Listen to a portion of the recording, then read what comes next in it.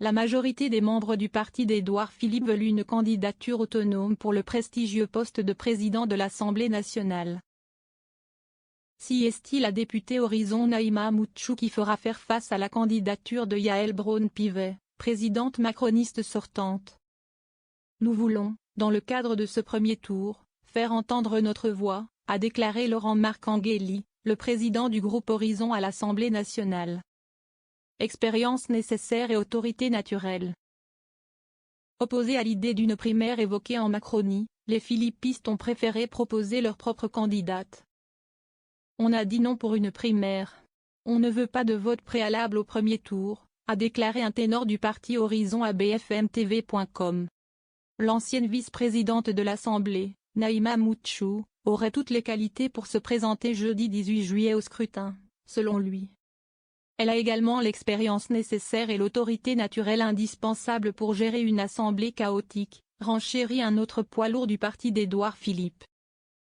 Lors de la dernière mandature, la parlementaire réélue dans le Val d'Oise avait créé les mois après avoir co-signé avec des RN un texte sur les nuisances aériennes.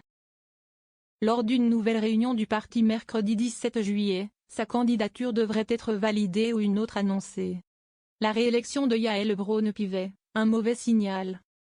Si la présidente sortante, la députée Renaissance, rebaptisée Ensemble pour la République, s'en est bien sortie dans un contexte difficile. Sa réélection serait un mauvais signal, estiment plusieurs horizons. Ça voudrait dire on ne change rien. Son nom est associé à l'ancienne majorité relative présidentielle, on se grandirait à faire autrement, explique à bfmtv.com un membre du parti. Le RN a sa place dans les instances. Selon nos informations, les députés Horizon se seraient accordés à quasi-l'unanimité sur la nécessité de ne pas bloquer l'accès des postes clés de l'Assemblée au RN. Le Front républicain est une logique électorale, nous explique-t-on avant d'ajouter.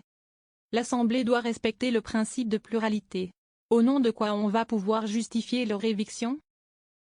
En 2022, le parti avait tenu le même discours face à l'arrivée des 89 députés lepénistes dans l'hémicycle.